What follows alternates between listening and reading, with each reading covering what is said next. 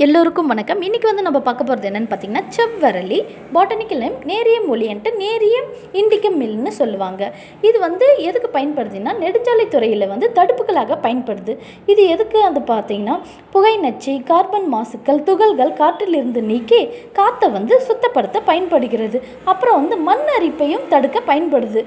இது பார்த்திங்கன்னா, இதோட இலைகள், காய்கள் இது எல்லாமே விஷத்தன்மை உடையது. இது மலர்கள் மட்டும் காலுக்கு சேத்து புண்ணாக வந்ததுக்கப்புறம் இந்த மலர்களை அரைச்சி சேத்து புண்ணில் தடவும் போது சேத்து புண் குணமாக பயன்படுது.